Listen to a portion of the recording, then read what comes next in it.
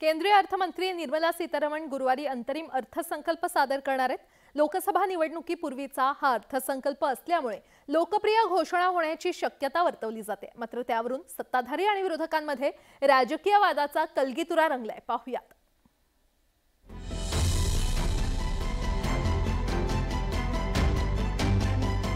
गुरुवारी केंद्रीय अर्थमंत्री निर्मला सीतारमण लोकसभेत अंतरिम अर्थसंकल्प सादर करतील। ऐन लोकसभा निवडणुकांच्या तोंडावर हा अर्थसंकल्प सादर होणार असल्यामुळे त्यावरून चांगलंच राजकारण रंगलंय। विरोधकांनी केंद्र सरकारवर टीकेची राळ उडवली आहे।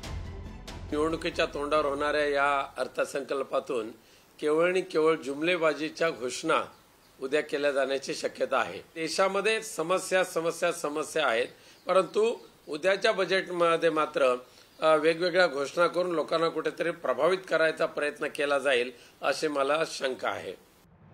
हंगामी अर्थसंकल्पात केंद्राकडून लोकप्रिय घोषणा होण्याची शक्यता नाकारता येत नाही।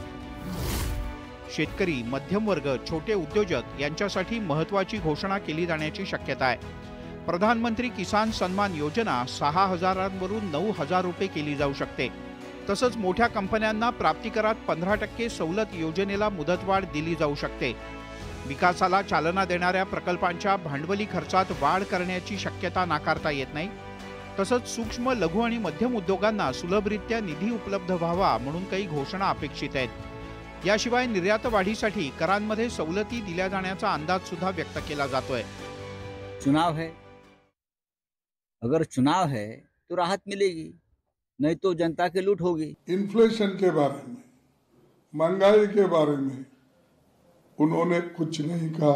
कैसा इसको निपटाएंगे, कैसा लोगों के जीवन को सफल करने के लिए वो प्राइसेस कैसा रिड्यूस करेंगे। एकीकडे विरोधकांनी केंद्र सरकारवर टीकेची झोड उठवली आहे, तर दुसरीकडे पंतप्रधानांनी विरोधी पक्षाच्या गोंधळी खासदारांना टोला लगावलाय।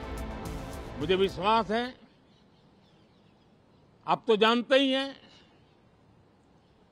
कि जब चुनाव का समय निकट होता है तब आम तौर पर पूर्ण बजट नहीं रखा जाता है।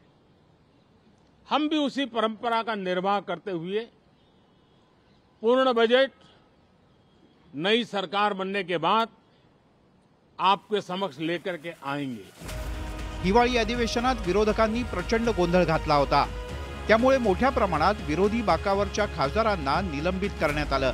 या पार्श्वभूमीवर मोदींनी विरोधकांचे कान टोचलेत, तर विरोधकांनी सरकारवरही निशाणा साधलाय।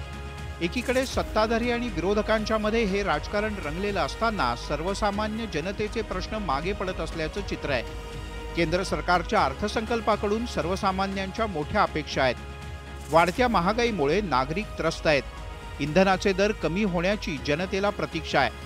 त्यामुळे निवडणुकांच्या तोंडावर केंद्र सरकार सर्वसामान्यांना दिलासा देणार का, हाच सगळ्यात महत्त्वाचा प्रश्न आहे। Bureau report, news 18 Lokmat.